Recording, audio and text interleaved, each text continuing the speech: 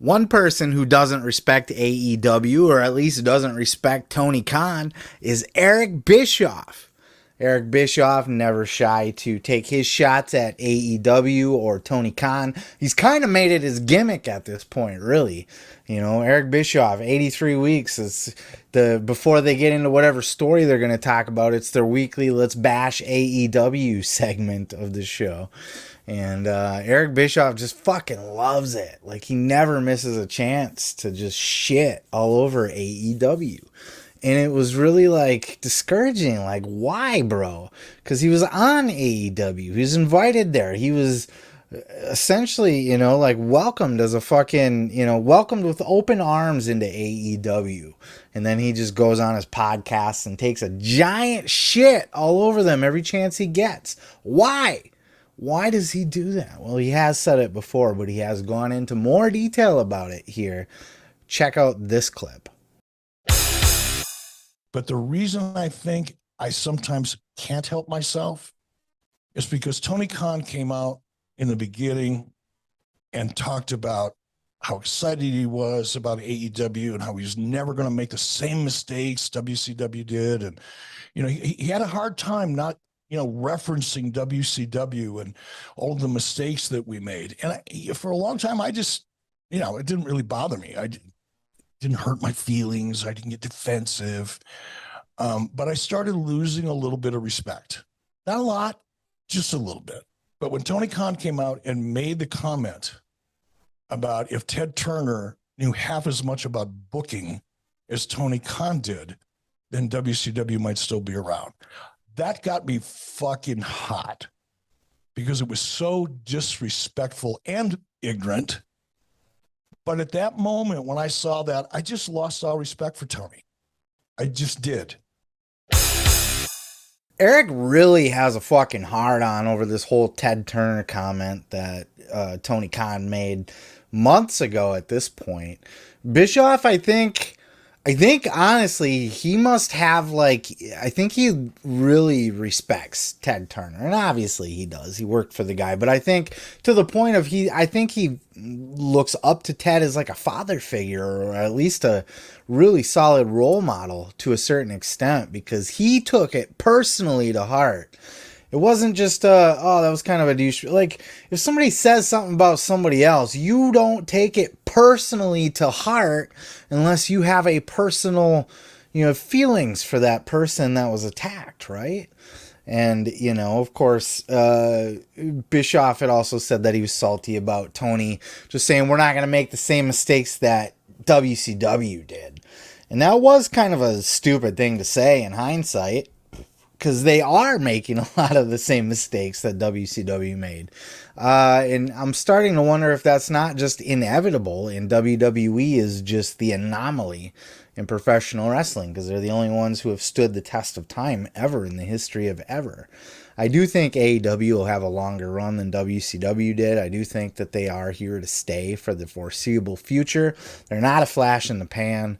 But I don't know that they're going to have the longevity that WWE had. And a lot of that has to do with Tony Khan, and just, you know, I think at some point he's going to burn out and just lose his shit, and the company is going to start to fail. And I think that's happening now. We're seeing signs of that now, to be honest, which is why I went so hard on AEW earlier in the show, and why I think that he needs to start to get people around him to, you know, a booking team and that sort of thing. I like that he's got people in talent relations now to help him out with the talent aspect of things.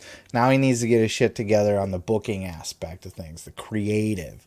But Eric Bischoff, man, he's got a hair up his ass for Tony Khan, and that's why. I mean, he's said it multiple times now, but he went into more detail about it, and he's lost respect for Tony Khan to the point where, you know, Tony Khan was offended by this. He reached out to Conrad. It's like, bro, why you guys gonna talk shit about me on your show, man?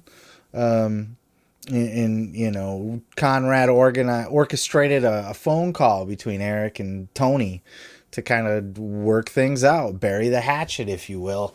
And I don't think things have been resolved yet. I think Eric still wants that apology, a real true heartfelt apology I'm sorry, Eric. I'm sorry I offended you and Ted Turner. I'll never do it again. But man, once you get on Eric's bad side, he really goes hard. Because like I said, it's like a weekly segment, you know?